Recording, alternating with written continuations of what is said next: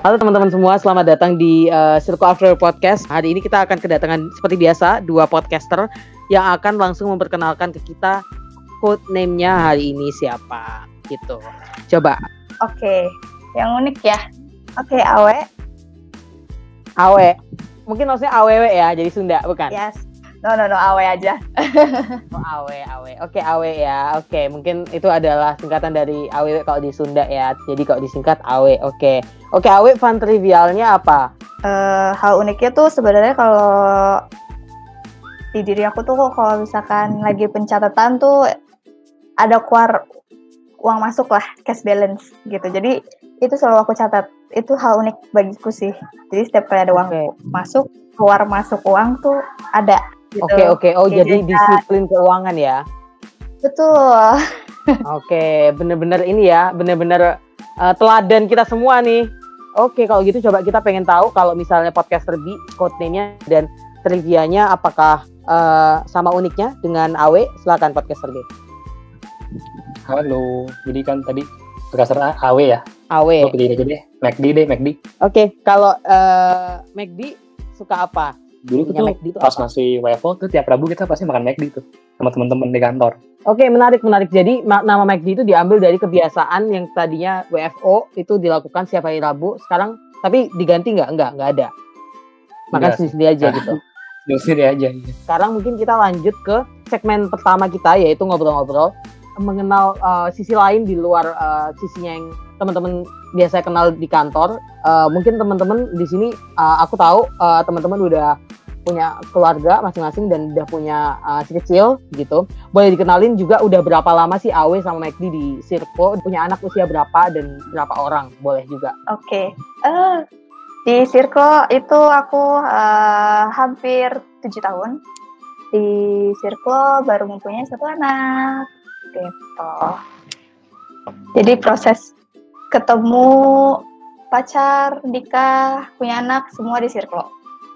Oke, kalau gue hampir 3 tahun di Circle. Jadi Agustus ini sih 3 tahun. Nah tuh kebetulan bulan lalu baru ulang tahun. Oke, mungkin Awe nanya nih, jadi pengalaman dan tantangan pas menjadi orang tua apa sih gitu yang beda jadi before and after parenthood? Oke.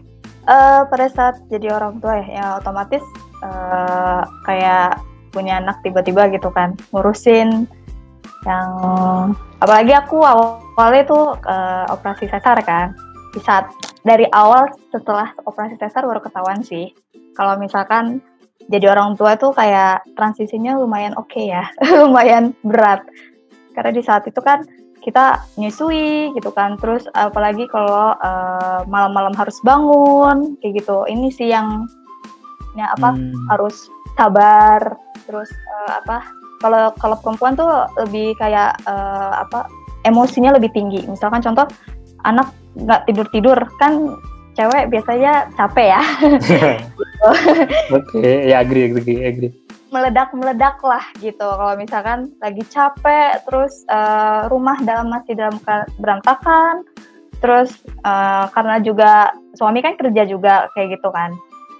Emang awalnya tuh kayak shock gitu kan, karena kita kan yang namanya orang tua baru, tapi ya puji Tuhan ada mertua yang bantu waktu itu. Tapi yang namanya minta bangunin mertua kan nggak mungkin. Jadi malamnya itu yang benar-benar ngerasain, oh ternyata tuh berat ya gitu, ngantuknya gitu, terus harus nyusuin gitu kan, harus ganti popok gitu. Tapi kelamaan kesini hal itu udah biasa dan jadi ada bantuan juga, jadi ngerasa kayak happy aja sih sekarang. Udah nggak terlalu stres banget kalau ngurusin anak pada saat menjadi orang tua baru ini gitu. Kalau gue kebetulan waktu istri gue itu kebetulan nggak mau direct ini kan, breastfeeding kan, jadi yang ditaruh di pumping lah, ditaruh di kantong ASI. Jadi gue sih yang tiap malam itu setiap 3 jam bangun buat gantiin popok sama kasih susu. Mantap. Jadi gue ngerasain itu. Nah sebulan pertama tuh ya kan tadi kan seperti kayak Awe ngomong, kita nggak tahu kan gitu. kan nggak boleh pakai pampers kan, katanya nggak boleh, tapi kan anak saya laki-laki, katanya kalau pakai pampers nanti yang beginilah yang begitulah, jadi pakai popok kain. Selama sebulan pertama pakai popok kain, jadi kalau dia basah dikit pasti nangis kan, bangun terus ganti. Untungnya rumah dekat sama kantor, jadi jam 8 bangun tuh masih bisa gitu kan, jam 9 masuk kantor kan. Nah setelah sebulan lewat, pas masuk musim hujan nggak masalah ya, akhirnya tuh popok nggak ada yang kering tuh, karena popok udah ada 2 lusin waktu itu. Wow, banyak juga.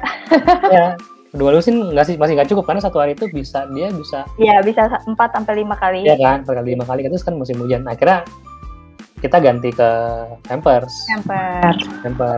Nah, setelah ganti ke pampers, malam tuh nggak pernah bangun lagi si baby.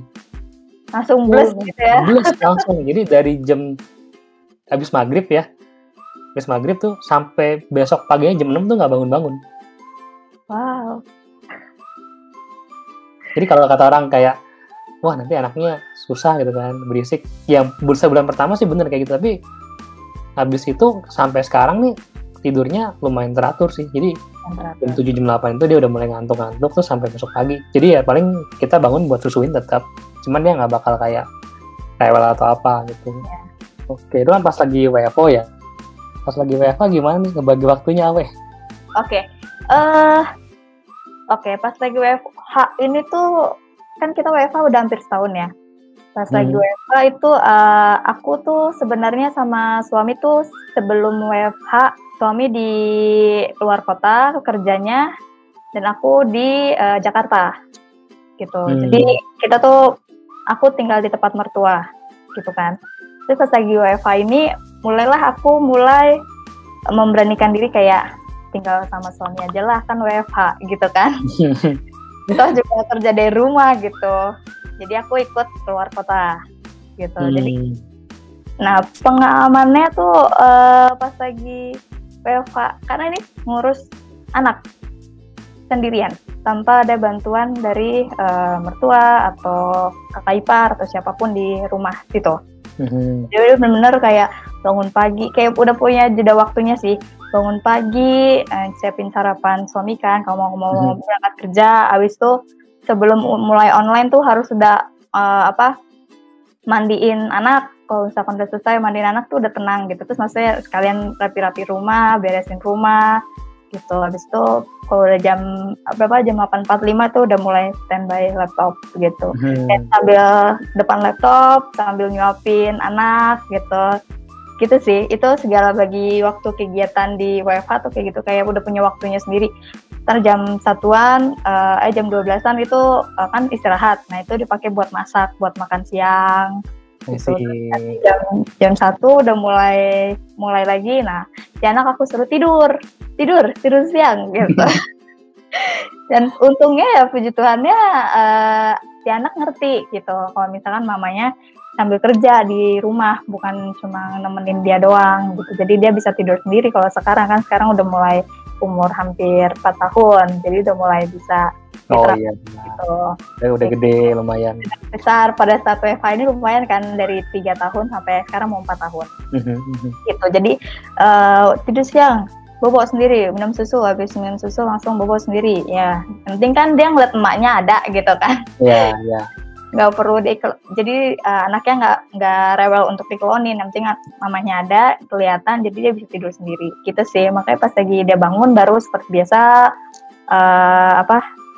suapin lagi buat makan siang, sampai pas lagi udah selesai baru deh kelar, udah tutup laptop baru. Itu sih kalau misalkan selama kegiatan kayak udah punya time-timenya. Kalau meleset sedikit kayak udah stres sendiri, yang ini belum selesai, terus udah mulai kerja gitu.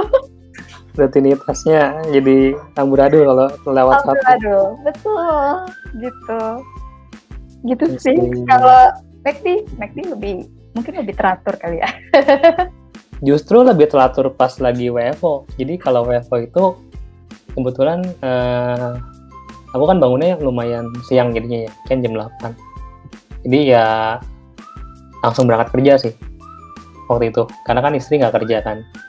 Jadi basically ya langsung pergi kerja. Nah, tapi aku siang bisa pulang makan. Oh, siang bisa pulang ya? Pulang. Kan dekat kan dari The Breeze ya. cuman ke BSD.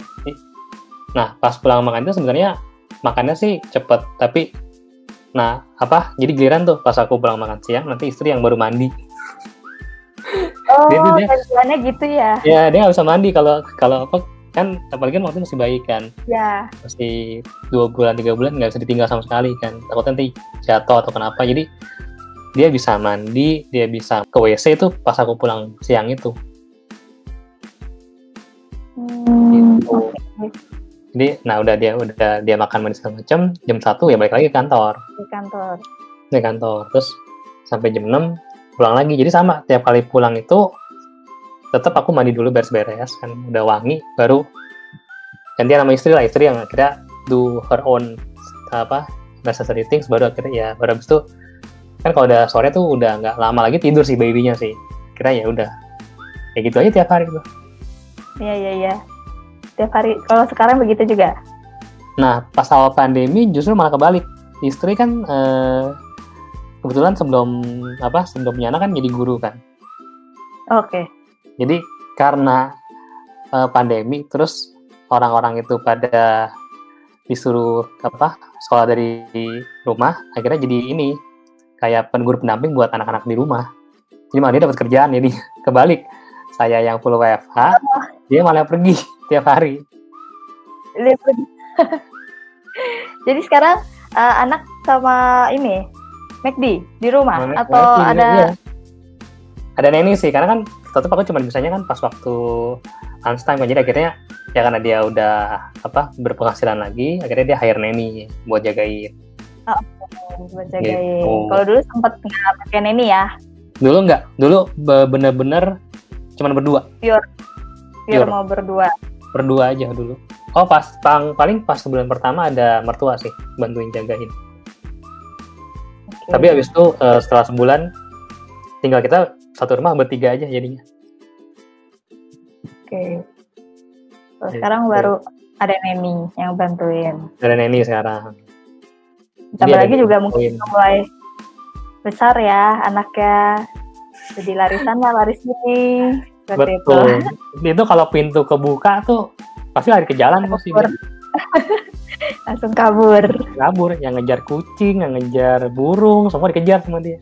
Jadi itu sih palingan yang bikin kita distracted sekarang sih paling itu sih. Kalau kebetulan kalau anakku itu kalau dia pengen sesuatu pasti akan teriak kan, papa gitu. Nah kalau kebetulan lagi meeting sama anak-anak kantor sih udah pada ngerti ya. Cuma kalau lagi meeting sama klien gitu kan, sama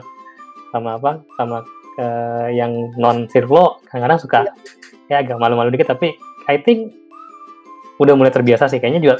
Kita juga pas ngobrol sama klien juga kadang mereka juga mengalami hal serupa sih. Betul. Kayaknya udah new normalnya begitu kali ya. Jadi udah nggak aneh lagi kalau tiba-tiba ada distraction gitu kan. Udah kayak it's normal lah gitu. Iya. Oke. Kalau Awe mah enak ya, anaknya udah bisa disuruh tidur sendiri gitu kan. Jangan ganggu mama gitu. Iya, tapi kalau misalkan kadang dia juga teriak-teriak juga kalau misalkan lagi main gitu, tiba-tiba mama ayo ikut main gitu. Iya nanti kan gitu kan, harus kayak pelan-pelan gitu. Iya nanti dulu lagi meeting bentar. Padahal sebenarnya kalau misalkan diajak maksudnya sambil meetingin juga, orang yang meetingin biasanya kan kalau aku kebanyakan internal ya. Jadi yang ke eksternalnya juga nggak begitu banyak. Yang internal sebenarnya ngerti-ngerti aja kalau lagi ajak ngobrol sama anak gitu. Sebenarnya kayak have fun aja sih. Maksudnya apa tuh? Gak dipikirin, maksudnya kayak nggak terlalu ngejudge juga sih, soalnya kan kita juga tahu kan kita tuh beda-beda gitu kan. Iya, benar. Maksudnya dari sekedar tubuh aja beda gitu kan.